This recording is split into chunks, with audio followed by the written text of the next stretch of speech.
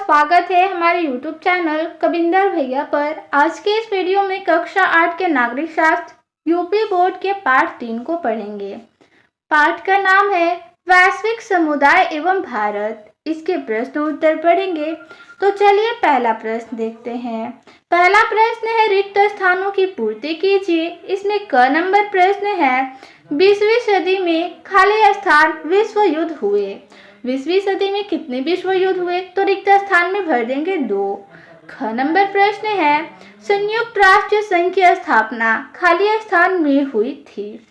तो संयुक्त राष्ट्र संघ की स्थापना किस वर्ष में हुई थी? रिक्त स्थान में भरना है तो भर देंगे 24 अक्टूबर 1945 में। ग नंबर प्रश्न है संयुक्त राष्ट्र सुरक्षा परिषद में खाली स्थान अस्थायी सदस्य होते हैं। कितने अस्थायी सदस्य होते हैं? तो रिक्त स्थान में भर देंगे। संयुक्त राष्ट्र सुरक्षा परिषद में 5 अस्थायी सदस्य होते हैं। घ नंबर प्रश्न है महासभा की बैठक वर्ष में खाली स्थान बार अवश्य होती है। रिक्त स्थान में भरना है कि महासभा की बैठक वर्ष में कितनी बार होती है, कितनी बार अवश्य होती है। तो रिक्त स्थान में भर देंगे 1 बार। आगे है अंग नंबर प्रश्न महासभा के सभापति का कार्यकाल खाली स्थान वर्ष के लिए होता है। महासभा के सभापति का कार्यकाल कितने वर्ष के लिए होता है? रिक्त स्थान में भर देंगे 1 वर्ष। आगे है 6 नंबर प्रश्न मानव अधिकार दिवस खाली स्थान को मनाया जाता है।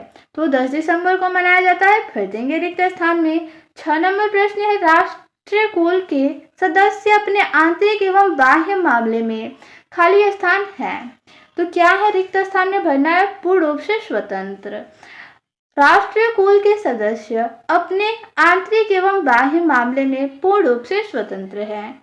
आगे प्रश्न दूसरा है निम्नलिखित प्रश्नों का उत्तर संक्षेप में दीजिए। इसमें क नंबर प्रश्न है संयुक्त राष्ट्र संघ की स्थापना क्यों हुई? इसका उत्तर हो जाएगा संयुक्त राष्ट्र संघ की स्थापना विश्व में शांति और सुरक्षा बनाए रखने के उद्देश्य से की गई है।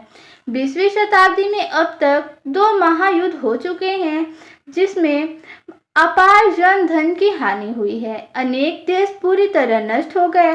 संसार में ऐसा विनाश फिर न हो, इस उद्देश्य से विश्व के 51 राष्ट्रों ने मिलकर 24 अक्टूबर 1945 को संयुक्त राष्ट्र संघ की स्थापना की।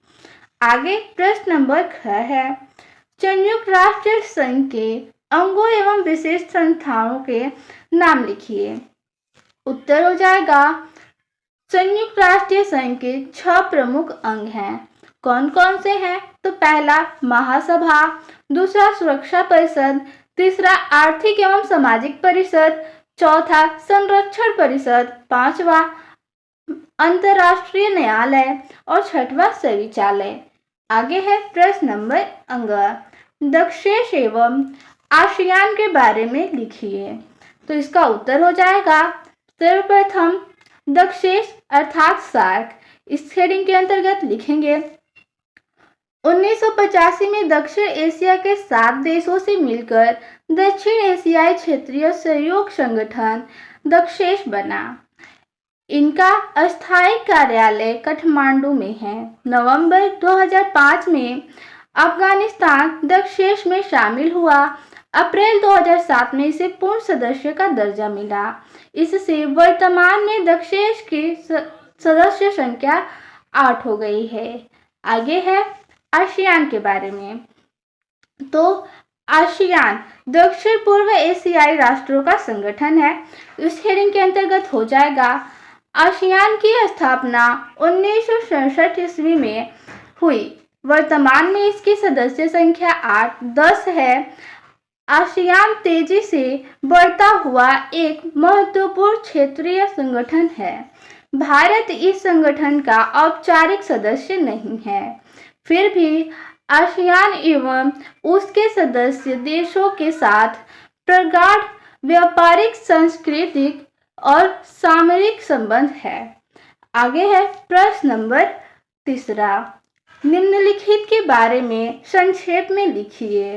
पहला महासभा, सुरक्षा परिषद और अंतर्राष्ट्रीय न्यायालय के बारे में संक्षेप में लिखना है।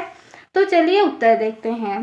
पहला महासभा, इसके अंतर्गत हो जाएगा संयुक्त राष्ट्रीय संघ के सभी सदस्य महासभा के सदस्य होते हैं। प्रत्येक सदस्य राष्ट्रीय महासभा में 5 प्रतिनिधि भेज सकता है, किंतु मतदान के समय एक ही वोट दे सकता है। वर्ष में इसकी एक बैठक अवश्य होती है। इसका सभापति केवल 1 वर्ष के लिए ही चुना जाता है।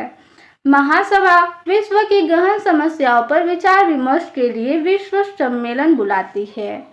आगे है सुरक्षा परिषद, इसके अंतर्गत हो जाएगा यह परिषद विश्व में शांति और सुरक्षा बनाए रखने का प्रयास करती है। 2 राष्ट्रों के बीच हुए विवाद को हल करने का प्रयास करती है। युद्ध होने की स्थिति में उसे समाप्त कराने का प्रयत्न करती है और उसके लिए सेना भी भेजती है। सुरक्षा परिषद में 15 सदस्य होते हैं, जिनमें चीन, इंग्लैंड, फ्रांस, अमेरिका व रूस ये 5 अस्थायी सदस्य हैं। शेष 10 अस्थायी सदस्य महासभा के केवल 2 वर्षों के लिए चुने जाते हैं। आगे है अंतर्राष्ट्रीय न्यायालय, इसके अंतर्गत हो जाएगा संयुक्त राष्ट्र संघ के सदस्य राष्ट्रों में आपस में विवाद और मतभेद हो जाने पर अंतर्राष्ट्रीय न्यायालय में उसको शांतिपूर्ण ढंग से सुलझाया जाता है। इस न्यायालय में 15 न्यायाधीश होते हैं। इस पाठ में इतना ही प्रश्न था। मिलते हैं अगले वीडियो में। धन्यवाद।